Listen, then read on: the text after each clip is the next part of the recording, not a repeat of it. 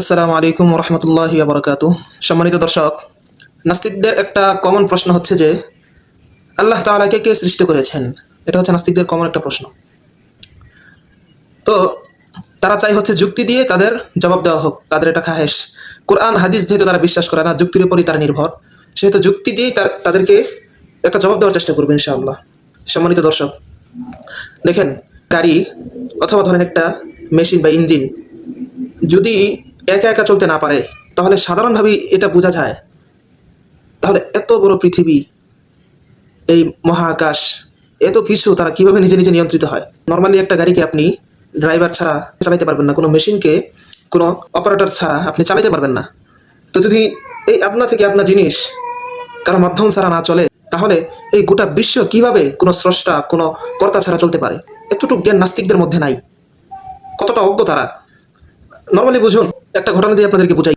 হযরত আবু হানিফা রাহমাতুল্লাহি আলাইহিকে নাস্তিকরা প্রশ্ন করেছিল যে সৃষ্টিকর্তাকে কে সৃষ্টি করেছেন?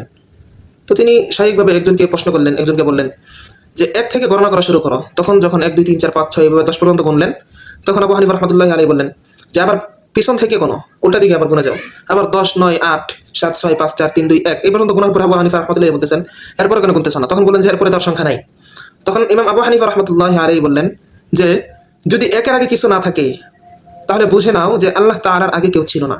তিনি এককভাবে স্রষ্টা, তিনি সমস্ত বিশ্বকে সৃষ্টি করেছেন এবং সমস্ত কিছু নিয়ন্ত্রণ করেন। তাদের এই জবাবটা কোরআন হাদিস দিয়ে খুব ভালোভাবে দেওয়া যায়, কিন্তু আমি কোরআন হাদিস নিচ্ছি না, কারণ হচ্ছে ওরা কোরআন হাদিসকে বিশ্বাস করে না, কোরআন হাদিস তারা মানতে চায় না। এই জন্য যুক্তি দিয়ে বললাম। দেখেন, এরকম যুক্তি বহুত মানুষই দিয়েছে, কিন্তু তারা মানে নাই। আসলে তাদের মানার মন মানসিকতাটা নাই, মানার মাত্রাটা নাই। তারা বিদ্বেষ বশত তারা নাস্তিক।